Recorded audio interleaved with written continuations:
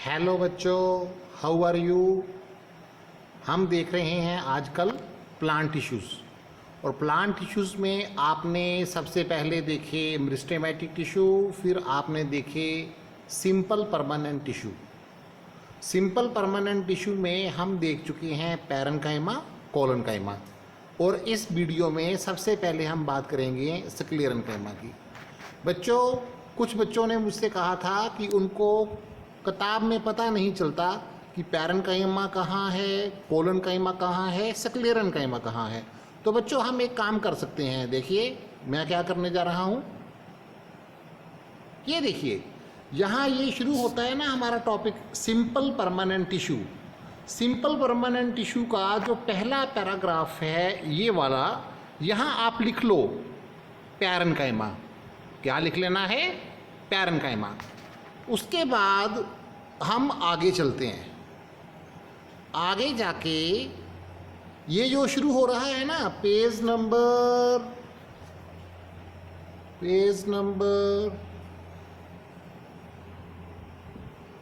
71 का जो first paragraph है, यहाँ पे हम लिख देंगे कोलेनकाइमा। क्या लिख देंगे अपनी किताब पे? कोलेनकाइमा। और अब बचा स्क्लेरेन्काइमा। और नेक्स्ट पेज पे, पेज नंबर 72 की शुरुआत में हम यहाँ लिख देंगे स्क्लेरेन्काइमा, ताकि हमें याद रहे कि बुक में पैरेन्काइमा, कोलेनकाइमा, स्क्लेरेन्काइमा कहाँ है। तो बच्चों, अब हम जो लास्ट परमानेंट टिश्यू है स्क्लेरेन्काइमा, उसकी बात करते हैं। जो स्क्लेरेन्काइमा टिश्यू है बच्चों, ये काफ़ी हार्ड होता है, स्टिफ होता है। पौधे के जितने भी पार्ट जो हार्ड हैं, स्टिफ हैं, वहाँ पे स्क्लेरेन्काइमा होता है। और सबसे बड़ी बात बच्चों, पौधे में जितने भी फाइबर्स होते हैं वो सब स्क्लेरेन्काइमा टिश्यू के बने होते हैं। बच्चों, आपको कुछ प्लांट फाइबर्स के नाम आते होंगे। कॉटन, कोकोनट, ऐसे काफ़ी सारे पौधे हैं जिनके पास फाइबर होते हैं। जिन भी पौधों के पास फाइबर हैं वो सारे के सारे स्क्लेरेन्काइमा टिश्यू के बने होते हैं।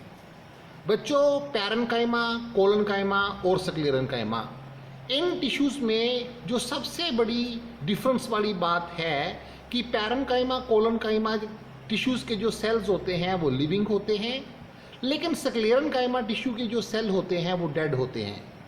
सेल लंबे हो सकते हैं, नैरो हो सकते हैं, और इनकी जो वॉल्स हैं वो हाईली थिकन्ड होती है।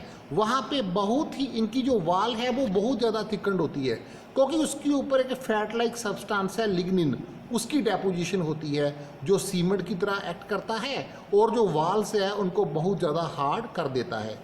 कभी कभी तो लिग्निन की डेपोजिशन सेल वाल्स के ऊपर इतनी ज़्यादा होती है कि जो अंदर स्पेस होती है सेल के, जिसको हम लूमन कहते हैं, वो ना के बराबर होता है। काफ़ी सारे पौधे के पार्ट हैं जहाँ पे ये टिश्यू प्रेजेंट है। और बच्चों, अब आप मुझे बताओ कि पौधे के कौन कौन से पार्ट हैं, पौधे के किस प्रकार के पार्ट हैं। यहाँ पे स्क्लेरेन्काइमा होगा। स्क्लेरेन्काइमा क्योंकि डेड टिश्यू है और इसका मेन काम क्या होगा? Mechanical support. अब जितने भी प्लांट पार्ट्स हैं जिनको जहाँ तो मैकेनिकल सपोर्ट की ज़रूरत है, जहाँ जिनको हार्ड होना है, रिजिड होना है, मतलब कि सख्त होना है, वहाँ पे क्या प्रेजेंट होगा? Sclerenchyma tissue. बच्चों, जब हम कोकोनट अपने घर में लाते हैं और कोकोनट के जो बाहर वाली हम उसकी हस्क उतारते हैं, कोकोनट की जो बाहर वाली हम हस्क उतारते हैं, जिसकी बाद में रोप्स भी बनाई जा सकती हैं, वो स्क्लेरेन्काइमा टिश्यू होता है।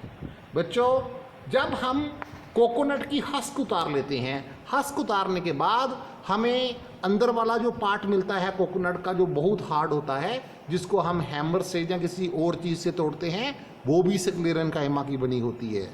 बच्चों, अखरोट का बाहर वाला कवर, बादाम का बाहर वाला कवर, ये सब स्क्लेरेन्काइमा के बने होते हैं, क्योंकि स्क्लेरेन्काइमा का जो काम है वो है जहाँ तो पौधे को मैकेनिकल सपोर्ट देना, या फिर ऐसे प्लांट पार्ट्स में प्रेजेंट होना जो कि हार्ड होते हैं, रिजिड होते हैं।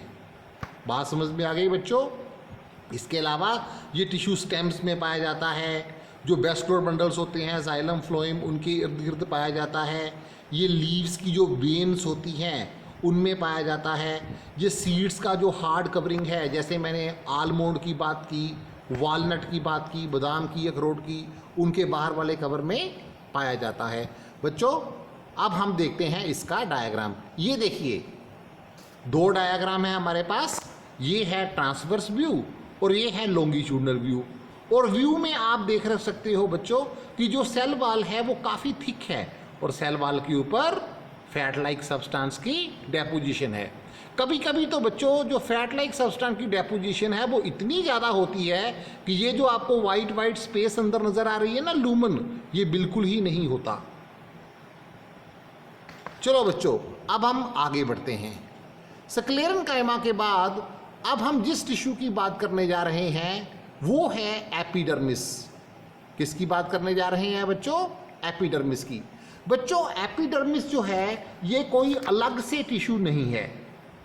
एपिडर्मिस तो एक अलग प्रकार की सेलों की लेयर है। It is just a layer of cells. Actually आप ऐसा करना, आप अपनी किताब पे यहाँ पे ये हेडिंग शुरू होता है, वहाँ ऊपर लिख लो एपिडर्मिस। क्या लिखना है बच्चों? एपिडर्मिस। आपको नोट्स में एपिडर्मिस का डेफिनेशन मिल गया होगा। बच्चों पौधे के जितने भी पार्ट्स होते हैं, चाहे वो स्टेम हो, रूट हो, लीफ हो, फ्रूट हो, फ्लावर हो, पौधे का कोई भी पार्ट है, उसकी जो बाहर वाली कवरिंग होती है वो वन लेयर ऑफ सेल की बनी होती है, उसे एपिडर्मिस कहते हैं। क्या कहते हैं बच्चों? एपिडर्मिस। बच्चों इस डायग्राम को ध्यान से देखो। एक्चुअली ये एक एक्टिविटी है, एक्टिविटी 6.3।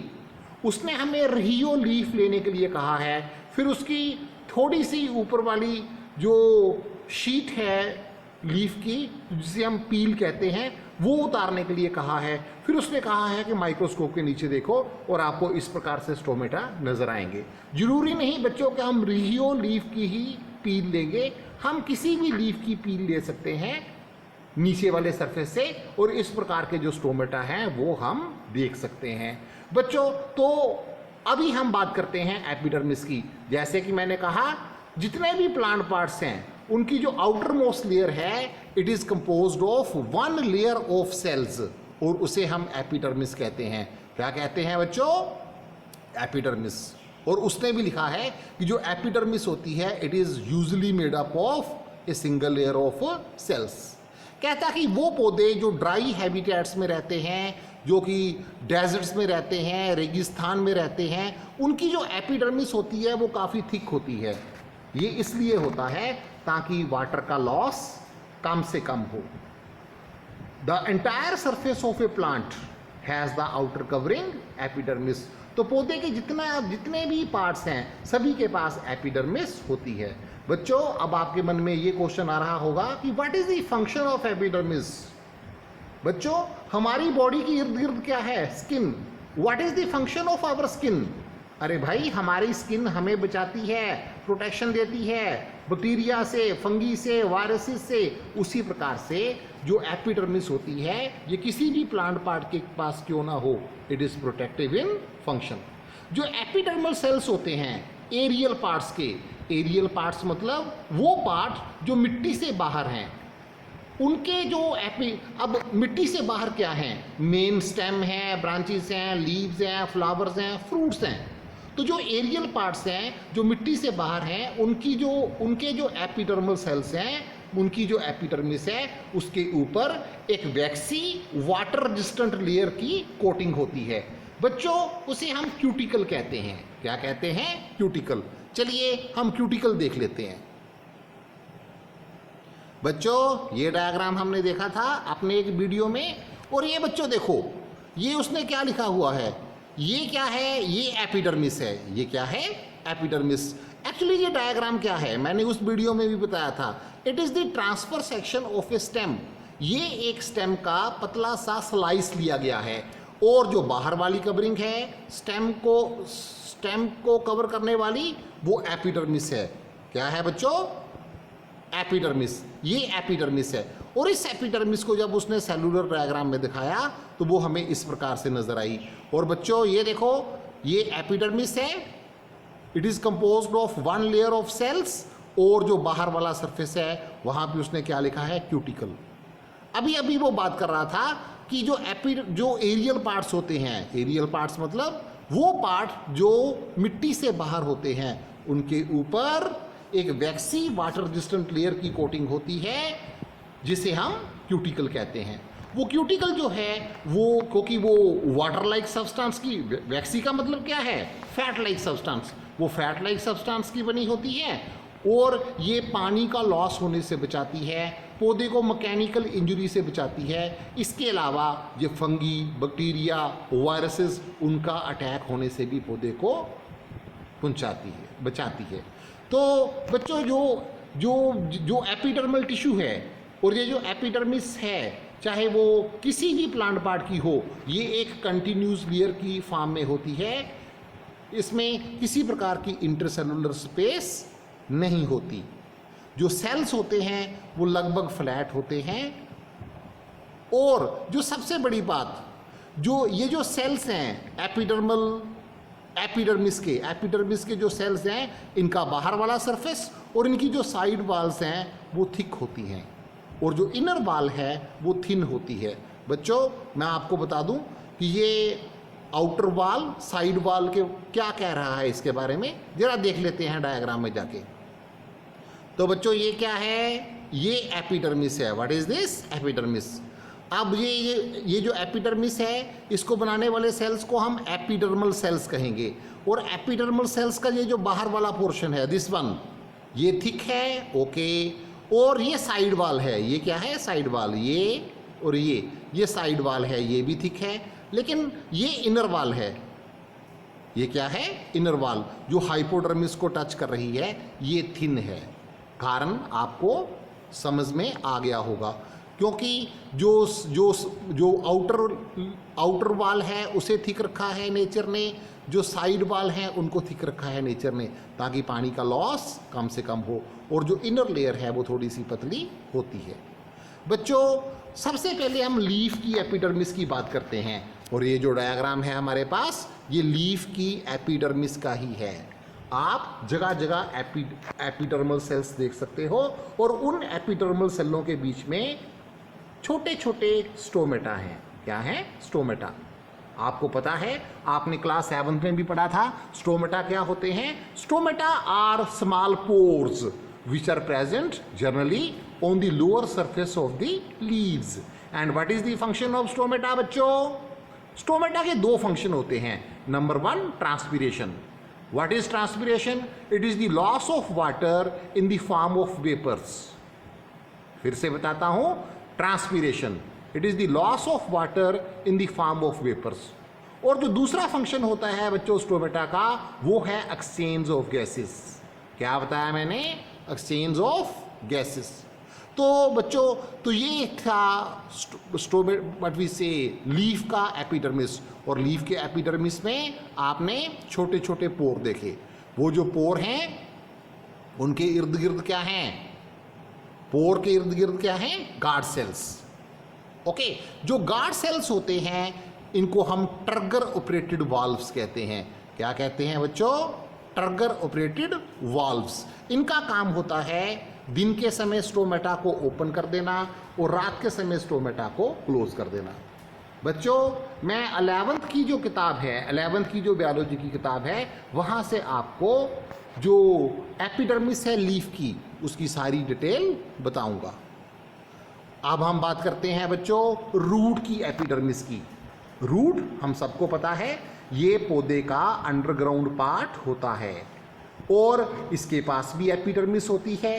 रूट के जो एपिडर्मल सेल्स हैं, इनका मेन काम होता है पानी अब्जॉर्ब करना, रेस्पिरेशन करना। और जो एपिडर्मल सेल्स होते हैं रूट के, उनके पास लंबी लंबी हेयर लाइक स्ट्रक्चर्स होती हैं जिनको हम रूट हेयर्स कहते हैं। और जो रूट हेयर्स होते हैं उनका काम है एपिडर्मल सेलों का सरफेस एरिया बढ़ा देना, ताकि पानी की एब्जॉर्प्शन, मिनरल की एब्जॉर्प्शन बढ़िया तरीके से की जा सके। इसके अलावा उन्होंने रेस्पिरेशन भी करनी होती है। अगेन बच्चों, मैं आपको 11th की किताब से जो रूट की एपिडर्मिस है उसका डायग्राम भी दिखाऊंगा, और जो स्टेम की एपिडर्मिस है उसका डायग्राम भी हम 11th की किताब से देखेंगे इस टॉपिक को खत्म करने के बाद।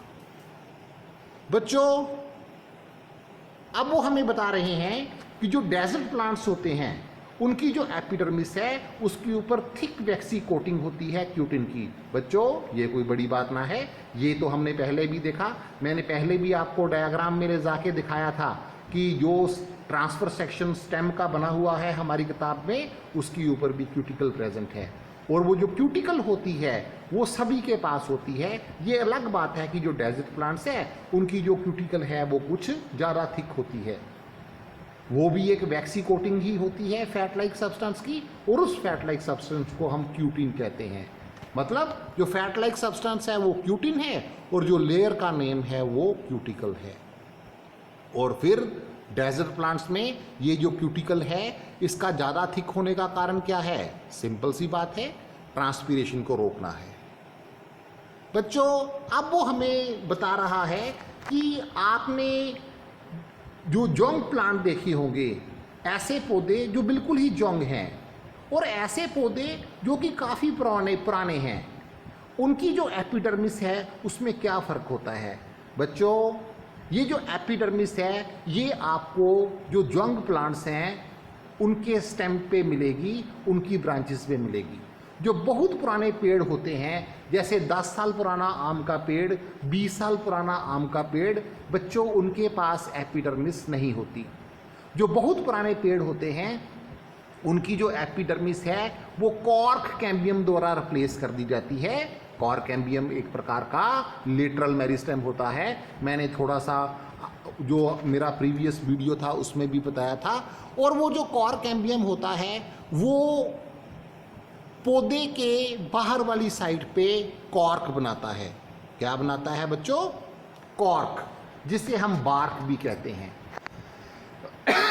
बच्चों, आपने देखा होगा कि जो बहुत पुराने पेड़ होते हैं उनके स्टेम के बाहर छिलका सा उतरता है दालचीनी जैसा, इसे हम कॉर्क कहते हैं, इसे हम बार्क कहते हैं। ये वही बार्क है जहाँ से रॉबर्ट हुक ने पतला सा स्लाइस काट के सेल की डिस्कवरी की थी। बच्चों, तो अगर हम किसी जंग स्टेम या ब्रांच को किसी बहुत पुराने पेड़ के स्टेम के साथ कंपेयर करेंगे तो हमें जो जंग प्लांट है, जो जंग प्लांट का स्टेम है, ब्रांच है, वहाँ तो एपिडर्मिस नजर आएगी।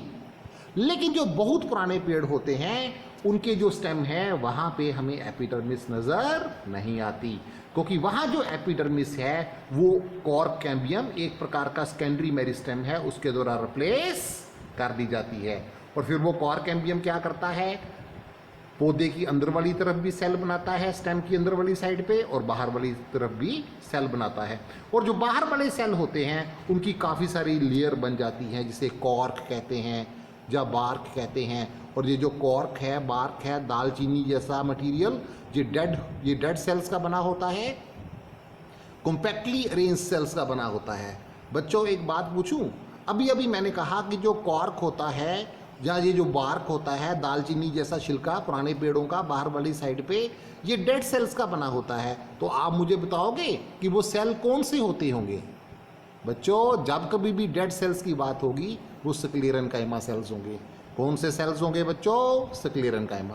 कहता कि जो कॉर्क होता है, ये जो बार्क होता है स्टेम का बाहर वाला मैच्योर पौधे का, उस पे ऊपर एक केमिकल सब्सटेंस है सुब्रिन, उसकी कोटिंग होती है। बच्चों, आपने लिग्निन सुना जो स्क्लेरेनकाइमा में होता है, और यहाँ आपने सुब्रिन भी सुना। लिग्निन और सुब्रिन ये दोनों फैट लाइक सब्सटेंस हैं। दोनों का मेन काम होता है जो प्लांट पार्ट है उनको स्टिफ करना, हार्ड करना और ट्रांसपीरेशन से रोकना। बच्चों, हमारा जो अगला टॉपिक है वो है कॉम्प्लेक्स परमानेंट टिश्यू, और वो हम देखेंगे अपने नेक्स्ट वीडियो में। Thank you.